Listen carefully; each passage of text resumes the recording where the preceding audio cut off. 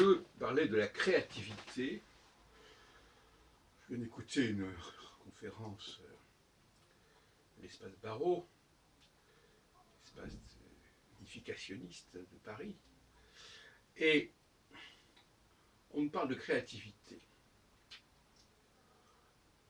Mais je pense que le sujet n'a pas été creusé suffisamment. Est-ce que tout le monde est créatif? Est-ce que n'importe quoi est créatif et de la création? Le fait de bouger un doigt, est-ce que c'est créatif? Est-ce que lire un texte, c'est créatif? Est-ce que prévoir une sortie, c'est créatif? Est-ce que faire la cuisine, c'est créatif? Le mot est un peu galvaudé, c'est le moins qu'on puisse dire. Alors, j'emploierai une expression qui est assez à la mode actuellement, celle de création durable, ou, comme disent les Anglais en parlant français, soutenable, sustainable. On a préféré traduire la forme sustainable, utilisée dans le monde, par durable. Et en tout état de cause, le mot durable est intéressant, parce que ça veut dire que ça dure. C'est-à-dire que ce n'est pas une création éphémère. Et tout le problème des femmes, justement, c'était dans la création éphémère.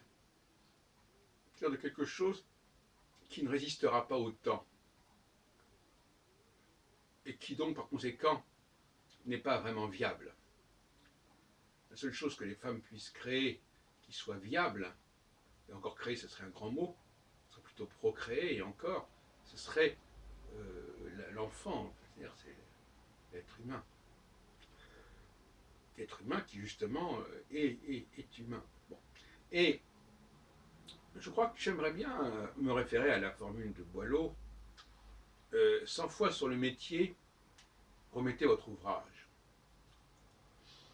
Effectivement, on voit bien, par exemple, on voit les publicités, on voit bien comment on teste la résistance des appareils.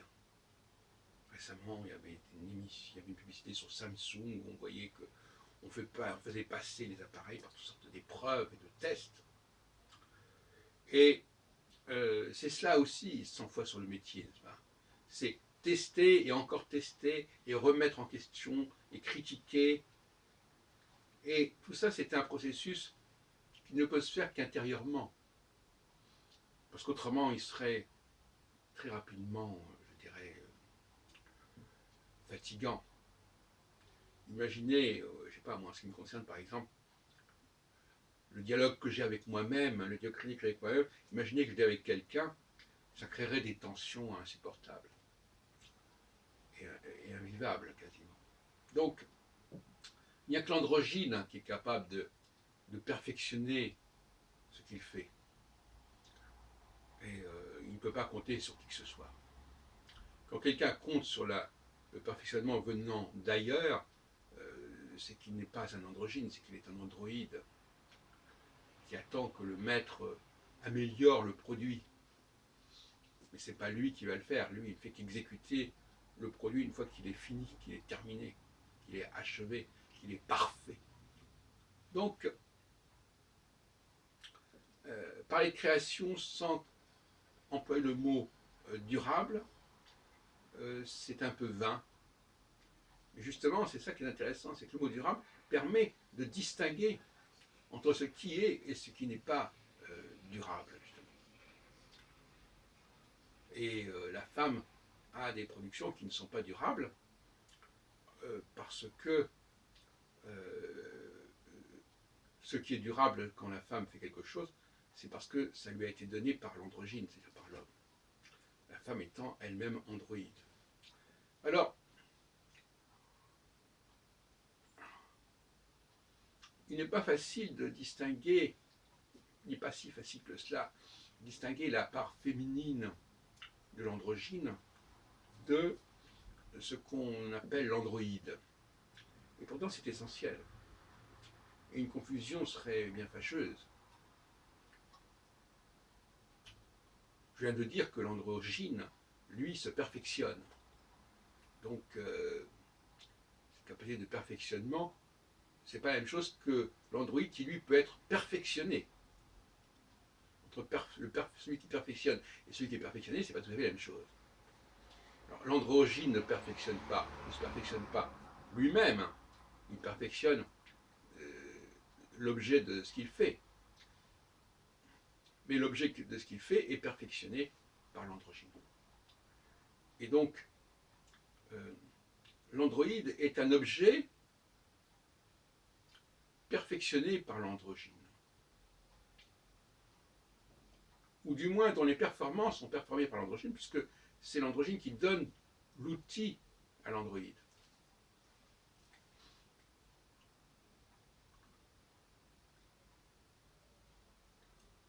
Le mot perfectionner vient du verbe faire. Faire, c'est-à-dire faire, ça veut dire, en fin de compte, retravailler, ce que les Anglais appellent improve, improvement. C'est la notion de progrès, en fin de compte. Avancer, progresser.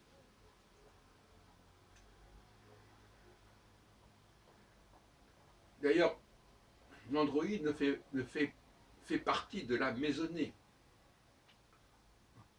La maisonnée, qui vient du mot domus, qui est en grec, c'est oike, c'est l'idée de maison, et qui a donné économie, écologie.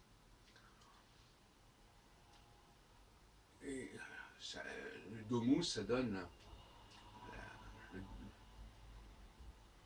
la domination, le maître, le seigneur du domaine. Et la dame, c'est une déformation de domina. Madame, la domina, c'est qui est associé au maître, au seigneur. Mais malheureusement, en français, curieusement d'ailleurs, n'ont pas respecté cette espèce de rapport masculin-féminin. Pour quand on s'adresse à un homme et à une femme, en espagnol on dit señora pour la femme, señor pour l'homme. Donc le señora, señor, c'est exactement comme le isha par rapport à ish au deuxième chapitre de la Genèse. Idem avec l'italien. En France, en revanche, on dit le seigneur, le sieur, qui d'ailleurs renvoie apparemment à l'idée de senior, c'est celui qui est plus vieux. Et on dit la dame, madame. Donc sur le plan du signifiant, c'est pas la même forme. Même si le signifié relie les deux synonymiquement, mais les deux ne sont pas immédiatement dans la forme connectée. Et ça, c'est bien fâcheux. Et ça, c'est un défaut de la langue française, telle qu'elle est pratiquée actuellement. C'est pas la langue française, mais cet élément-là de la langue française n'est pas au point, et il est fondamental puisqu'il traite de la question du masculin féminin. Même en hébreu, on dit Geveret, c'est madame, mais on voit bien que ça vient de Gever, qui est l'homme. Alors, c'est calqué. En allemand, on ne le trouve pas non plus spécialement bien. Er et Frau, c'est deux signifiants différents. Même si on les relie dans l'esprit, dans la tête, mais c'est pas la même chose. Par contre, au niveau des prénoms, on a en français des centaines, des tas de prénoms. Pierre, Pierrette, Jacques, Jacqueline, Daniel, Daniele, Joseph, Joséphine, etc. Là, on voit bien cette égalité. On voit bien que le féminin prolonge, augmente comme un nom. Mais même Adam et Ève, on n'a pas cette dualité. On n'a pas les mêmes mots.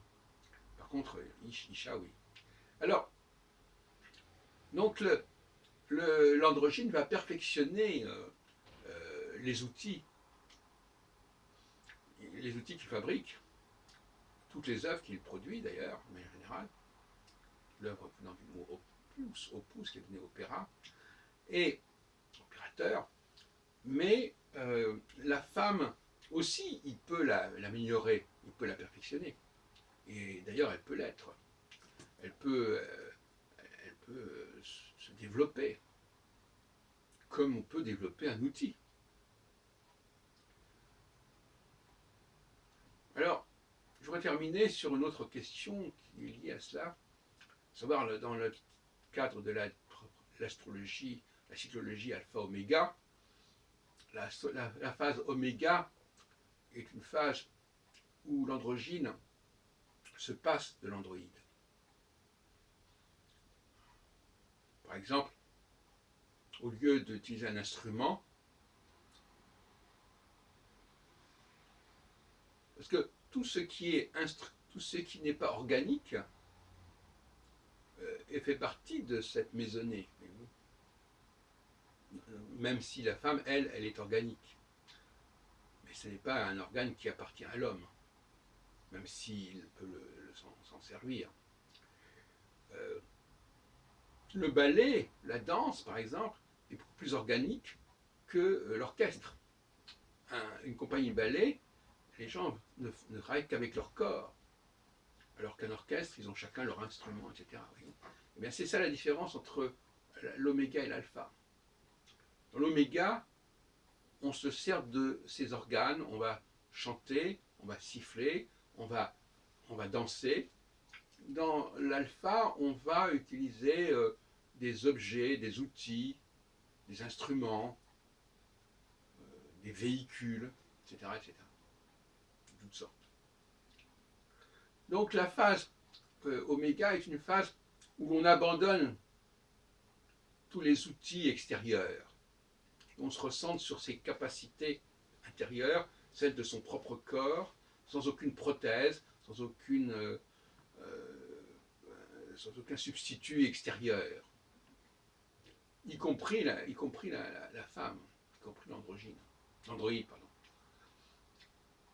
La phase alpha, en revanche, fait que l'androgyne est tenté de se compléter, j'allais presque dire de se perfectionner, de se compléter par toutes sortes d'objets qu'il faut fabriquer, avec les problèmes écologiques que ça représente, qu'il faut fabriquer, qu'il faut apprendre à utiliser, comme un ordinateur par exemple. En phase alpha, l'androgyne va se fasciner, va s'exciter avec des objets.